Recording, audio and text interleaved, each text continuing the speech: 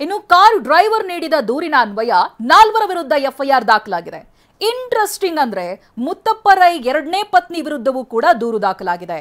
ಹಾಗಿದ್ರೆ ಎಫ್ಐಆರ್ ನಲ್ಲಿರುವಂತ ಆ 4 ಯಾರು ಬನ್ನಿ ತೋರಿಸ್ತೀವಿ.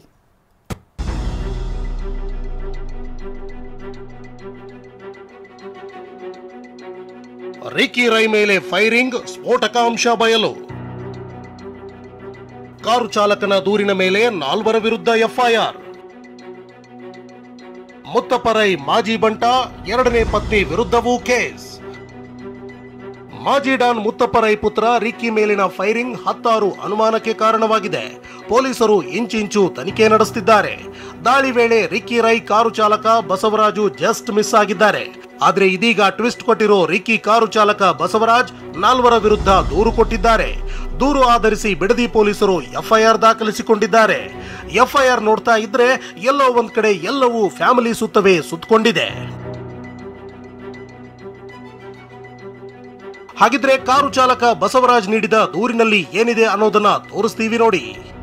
ನಾನು ರಿಕ್ಕಿ ರೈರವರನ್ನ ಘಟನೆಗೆ ಸಂಬಂಧಿಸಿದಂತೆ ಏನಾಗಿರಬಹುದೆಂದು ಕೇಳಿದಾಗ ಅವರು ಬಹಳ ನೋವಿನಿಂದ ನರಳುತ್ತಾ ರಿಕ್ಕಿ ರೈರವರು ಹೇಳಿದ್ದೇನೆಂದರೆ, ನನಗೆ ಈ ಘಟನೆಗೆ ಸಂಬಂಧಿಸಿದಂತೆ ಪ್ರಬಲವಾಗಿ ರಾಕೇಶ್ ಮಲ್ಲಿ ಹಾಗೂ ಅನುರಾಧರವರು ಹಾಗೂ ನಿತೇಶ್ ಎಸ್ಟೇಟ್ ಮಾಲೀಕರುಗಳಾದ ನಿತೇಶ್ ಶೆಟ್ಟಿ ಮತ್ತು ವೈದ್ಯನಾಥನ್ ಹಾಗೂ ಅವರ ಅನುಯಾಯಿಗಳ ಮೇಲೆ ಅನುಮಾನವಿದೆ ಎಂದು ರಿಕ್ಕಿ ರೈ ನನಗೆ ತಿಳಿಸಿದ್ರು. ಮತ್ತು ರಿಕ್ಕಿ ರೈರವರ ತಂದೆ ಮುತ್ತಪ್ಪ ರೈರವರಿಗೆ ಅವರ ಜೀವಿತ ಕಾಲದಲ್ಲಿ ಹಲವಾರು ವಿರೋಧಿಗಳಿದ್ದು ಮುತ್ತಪ್ಪ ರೈರವರ ಮೇಲೆ ಕೊಲೆ ಯತ್ನ ನಡೆದಿದ್ದು ವಿಫಲರಾಗಿರುತ್ತಾರೆ.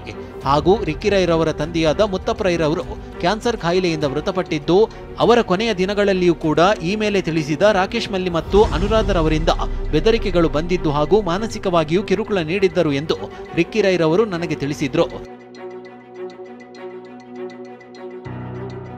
ಹೀಗೆ ರಿಕ್ಕಿ ರೈ ಕಾರು ಚಾಲಕ ಬಸವರಾಜು, ರಾಕೇಶ್ ಮಲ್ಲಿ, ಎರಡನೇ ಪತ್ನಿ ಅನುರಾಧ, ನಿತೇಶ್ ಸೇರಿದಂತೆ 4 ವಿರುದ್ಧ ದೂರು ಕೊಟ್ಟಿದ್ದಾರೆ. ಅಷ್ಟಕ್ಕೂ ಯಾರ್ಯಾರ ವಿರುದ್ಧ ದೂರು ಕೊಟ್ಟಿದ್ದಾರೆ, ಅವರ ಹಿನ್ನೆಲೆ ಏನು ಅಂತ ಹೇಳ್ತೀವಿ ನೋಡಿ. ಮಾಜಿ ಡಾನ್ ಮುತ್ತಪ್ಪ ರೈನ ಬಲಗೈ ಬಂಟನಾಗಿದ್ದ ರಾಕೇಶ್ ಮಲ್ಲಿ ಕಾಂಗ್ರೆಸ್ನಲ್ಲಿ ಸಕ್ರಿಯ ರಾಜಕಾರಣಿಯೂ ಆಗಿದ್ದಾನೆ. ಇನ್ನು ಆರಂಭದಲ್ಲಿ ಮುತ್ತಪ್ಪ ರೈ ಜೊತೆ ರಾಕೇಶ್ ಮಲ್ಲಿ ಚೆನ್ನಾಗಿಯೇ ಇದ್ದ. ಪ್ರತಿಯೊಂದು ಹಂತದಲ್ಲಿ ಮುತ್ತಪ್ಪ ರೈಗೆ ರಾಕೇಶ್ ಮಲ್ಲಿ ಸಪೋರ್ಟ್ ಮಾಡ್ತಿದ್ದ. ನಂತರದಲ್ಲಿ ಬೇನಾಮಿ ಜಮೀನು ವಿಚಾರದಲ್ಲಿ ಇಬ್ಬರ ಮಧ್ಯೆ ವೈಮನಸ್ಸು ಶುರುವಾಗಿತ್ತು. ಬಂಟ್ವಾಳದಲ್ಲಿ ಬೇನಾಮಿ ಜಮೀನನ್ನ ಮುತ್ತಪ್ಪ ರೈ ಖರೀದಿ ಮಾಡಿದ್ರು. ಇದೇ ವಿಚಾರವಾಗಿ ಇಬ್ಬರ ಮಧ್ಯೆ ಗಲಾಟೆಯಾಗಿದೆ. ಹೀಗಾಗಿ ಮುತ್ತಪ್ಪ ರೈ ವಿರುದ್ಧವೇ ರಾಕೇಶ್ ಮಲ್ಲಿ ದೂರು ಕೊಟ್ಟಿದ್ದ. ನನ್ನ ಕೊಲ್ಲೋಕೆ ಸುಪಾರಿ ನೀಡಿದ್ದಾರೆ ಅಂತ ರಾಕೇಶ್ ಮಲ್ಲಿ ದೂರು ಕೊಟ್ಟಿದ್ದ. ಇದಿಷ್ಟೇ ಅಲ್ಲ, ಮುತ್ತಪ್ಪ ರೈನ ಎರಡನೇ ಪತ್ನಿಯ ಜೊತೆ ರಾಕೇಶ್ ಮಲ್ಲಿ ವ್ಯವಹಾರ ಮಾಡ್ತಿದ್ದ. ಇದರಿಂದಾಗಿ ರಾಕೇಶ್ ಮಲ್ಲಿ ವಿರುದ್ಧವೇ ಮುತ್ತಪ್ಪ ರೈ ಮಕ್ಕಳು ವೈರತ್ವ ಬೆಳೆಸಿಕೊಂಡಿದ್ರು. ಇನ್ನು ರಿಕ್ಕಿ ರೈ ಪರ ವಕೀಲ ನಾರಾಯಣ ಸ್ವಾಮಿ ಜಮೀನು ವಿವಾದದ ಅನುಮಾನ ವ್ಯಕ್ತಪಡಿಸಿದ್ದಾರೆ. ಕೆಲವೊಂದು ಪ್ರಾಪರ್ಟಿ ಇಶ್ಯೂಸ್ ಇತ್ತು, ಅದು ಕೋರ್ಟಲ್ಲಿ ಕಾಂಪ್ರಮೈಸ್ ಕೂಡ ಮಾಡಿದ್ರು ಕೂಡ. ಸೊ ದೆನ್ ಇನ್ನೊಂದು ಯಾವುದೋ ಒಂದು ಇವಾಗ ರೀಸೆಂಟಾಗಿ ಒಂದು ಇಶ್ಯೂ ಮಾಡ್ತಾಯಿದ್ರು ನಿತೇಶ್ ಅವರು, ಅದು ಇಶ್ಯೂ ಕೂಡ ಸ್ವಲ್ಪ ಸೀರಿಯಸ್ ಆಗಿ ಹೋಗ್ತಾ ಇತ್ತು. ಇನ್ನು ಮುತ್ತಪ್ಪ ರೈ ಎರಡನೇ ಪತ್ನಿ ವಿರುದ್ಧವೂ ಎಫ್ಐಆರ್ ದಾಖಲಾಗಿದೆ. ರಿಕ್ಕಿ ರೈ ಮೇಲೆ ಫೈರಿಂಗ್ ಪ್ರಕರಣದಲ್ಲಿ ಮಾಜಿ ಡಾನ್ ಮುತ್ತಪ್ಪ ರೈ ಎರಡನೇ ಪತ್ನಿ ಅನುರಾಧ ಎರಡನೇ ಆರೋಪಿಯಾಗಿದ್ದಾರೆ. ಮೊದಲ ಪತ್ನಿ ಮಕ್ಕಳಿಗೂ ಮುತ್ತಪ್ಪ ರೈ ಆಸ್ತಿ ಬರೆದಿದ್ರು. ಎರಡನೇ ಪತ್ನಿ ಅನುರಾಧಗೂ ಆಸ್ತಿಯನ್ನ ಫಿಲ್ ಮಾಡಿದ್ರು. ಆದ್ರೆ ಅನುರಾಧ ಮತ್ತಷ್ಟು ಆಸ್ತಿ ಬೇಕೆಂದು ಕಾನೂನು ಹೋರಾಟ ಮಾಡ್ತಿದ್ರು. ಆಸ್ತಿ ಬೇಕೆಂದು ನ್ಯಾಯಾಲಯದ ಮೆಟ್ಟಿಲೇರಿದ್ರು.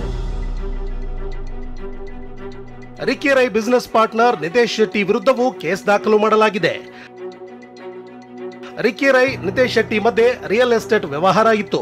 ಆರಂಭದಲ್ಲಿ ಇಬ್ಬರ ಮಧ್ಯೆ ಬಿಸಿನೆಸ್ ವ್ಯವಹಾರ ಚೆನ್ನಾಗಿಯೇ ಇತ್ತು. ಇತ್ತೀಚೆಗೆ ಬೆಂಗಳೂರಿನಲ್ಲಿ ದೊಡ್ಡ ಲೇಔಟ್ ನಿರ್ಮಾಣ ಮಾಡಿದ್ರು. ಬೆಂಗಳೂರಿನ ಹೊರವಲಯದ ದೇವನಹಳ್ಳಿಯಲ್ಲಿ ಲೇಔಟ್ ನಿರ್ಮಾಣ ಮಾಡಿದ್ರು. ನಿತೇಶ್ ಎಸ್ಟೇಟ್ ಎಂಬ ಹೈಫೈ ಲೇಔಟ್ ನಿರ್ಮಾಣ ಮಾಡಿದ್ರು. ಲೇಔಟ್ ವಿಚಾರವಾಗಿ ಇಬ್ಬರ ಮಧ್ಯೆ ವೈಮನಸ್ಸು ಉಂಟಾಗಿತ್ತು.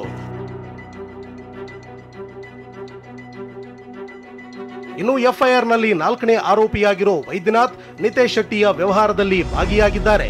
ನಿತೇಶ್ ಎಸ್ಟೇಟ್ ಕಂಪನಿಯಲ್ಲಿ ವೈದ್ಯನಾಥನ್ ಕೆಲಸ ಮಾಡ್ತಿದ್ದಾರೆ. ನಿತೇಶ್ ಎಸ್ಟೇಟ್ ಕಂಪನಿಯ ಎಕ್ಸಿಕ್ಯೂಟಿವ್ ಡೈರೆಕ್ಟರ್ ಆಗಿ ವೈದ್ಯನಾಥ್ ಕೆಲಸ ಮಾಡ್ತಿದ್ದಾರೆ. ಮುತ್ತಪ್ಪ ರೈ ಸಂಬಂಧಿ ಪ್ರಕಾಶ್ ಟಿವಿ9 ಜೊತೆ ಮಾತನಾಡಿದ್ದು, ಮುತ್ತಪ್ಪ ರೈ ಕುಟುಂಬದ ಮೇಲೆ ಸಾಕಷ್ಟು ಜನರಿಗೆ ದ್ವೇಷ ಇದೆ. ಆಸ್ತಿ ವಿಚಾರಕ್ಕೂ ಸಂಬಂಧಿಸಿದಂತೆ ಒಂದಷ್ಟು ವಿವಾದ ಇತ್ತು ಅಂದಿದ್ದಾರೆ. ಮುತ್ತಪ್ಪ ರೈ ಅವರ ಕಾಲದಿಂದ ಇರತಕ್ಕಂಥ ದ್ವೇಷ ಅದು ಇನ್ನೂ ಮುಂದುವರಿಯುವ ಸಾಧ್ಯತೆ ಇದೆ. ಯಾಕೆಂತಂದರೆ ಮುತ್ತಪ್ಪ ರೈ ಅವರು ಬಹುತೇಕ ಬಾರಿ ಹೇಳೋರು, ಇಲ್ಲಿ ಏನಾಗುತ್ತೆ, ಈ ಒಂದು ಸದ್ದು ಮಾಡಬೇಕು ಅಂದರೆ ಅದಕ್ಕೆ ಒಂದು ಹೆಸರು ಇರಬೇಕು. ಹೆಸರು ಇರತಕ್ಕಂಥ ವ್ಯಕ್ತಿಯ ಜೊತೆಗಿರೋರು ಅಥವಾ ವ್ಯಕ್ತಿಯ ಮಕ್ಕಳು ಯಾರಿಗಾದರೂ ಟಾರ್ಗೆಟ್ ಮಾಡಿ ಅದರಿಂದ ಹೆಸರು ಪಡೆಯುವಂಥ ಉದ್ದೇಶನೂ ನಡೆದಿರ್ಬೋದು. ಅಥವಾ ಆಸ್ತಿ ವಿವಾದಕ್ಕೆ, ಈಗ ನಮ್ಮ ಲಾಯರ್ ಸಾಹೇಬರು ಹೇಳಿದಂಗೆ ಆಸ್ತಿ ವಿವಾದಕ್ಕೆ ಸಂಬಂಧಪಟ್ಟಂಥದ್ದು ಇರ್ಬೋದು, ಹೇಳಕ್ಕೆ ಬರಲ್ಲ. ಸದ್ಯ ಎಫ್ಐಆರ್ ದಾಖಲಿಸಿಕೊಂಡಿರುವ ಪೊಲೀಸರು ತನಿಖೆಯನ್ನ ಚುರುಕುಗೊಳಿಸಿದ್ದಾರೆ. ಪೃಥ್ವಿರಾಜ್, TV9 ಮಂಗಳೂರು.